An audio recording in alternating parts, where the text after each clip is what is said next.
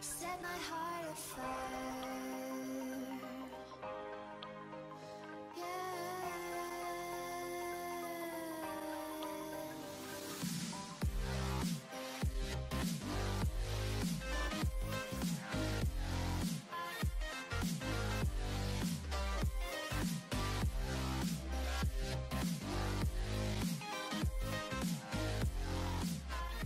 Hello tout le monde, aujourd'hui je vais vous parler de la bande-annonce du dernier Call of Duty qui vient juste de sortir. On va essayer un peu de voir les dernières nouvelles, les dernières informations qu'on a pu réunir sur ce jeu.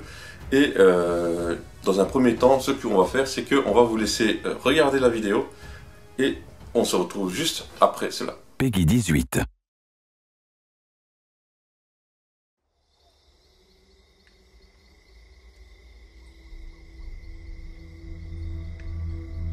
Les règles ont changé. La frontière entre le bien et le mal est devenue floue. Et quelque part, tapis dans l'ombre, notre mission est de la trouver. Dites-moi, équipe 6. La cible est dans le bâtiment principal. Vous avez carte blanche. Ici Bravo 6. Silence radio. À couvert! Kilo 6-4, vous avez le feu vert.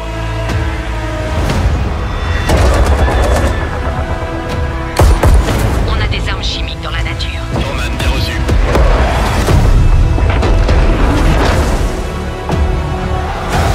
On nous informe que des civils sont pris pour cible. Dégagez-moi!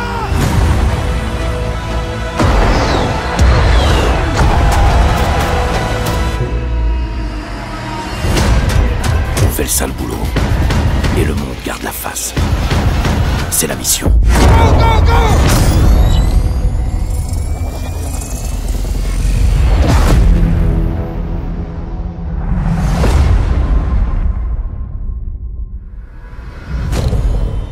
Qui sont vos hommes?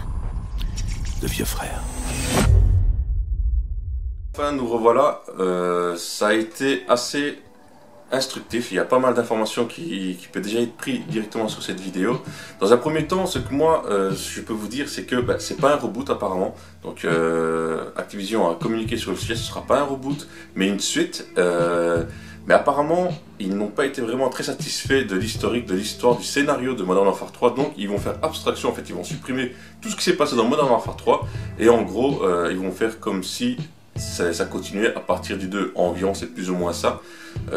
Maintenant, ce qu'il ne faut pas oublier, c'est qu'il y aura le retour aussi de Captain Price, tout simplement, vu que les événements du 3 n'ont pas eu lieu. Et ils aimeraient également avoir un ton nettement plus sombre, plus mature. En gros, ils veulent donner une image nettement plus réaliste à la série des jeux Call of Duty, tout simplement.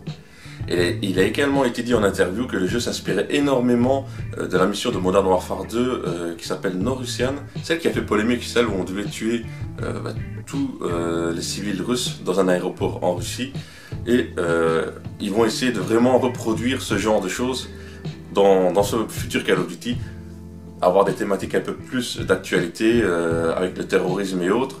Et sûrement essayer un peu de choquer l'opinion publique, peut-être pour avoir un peu plus de vues, un peu plus de publicité tout simplement. Même si c'est pas ça qui manque, mais c'est de la publicité gratuite, quoi.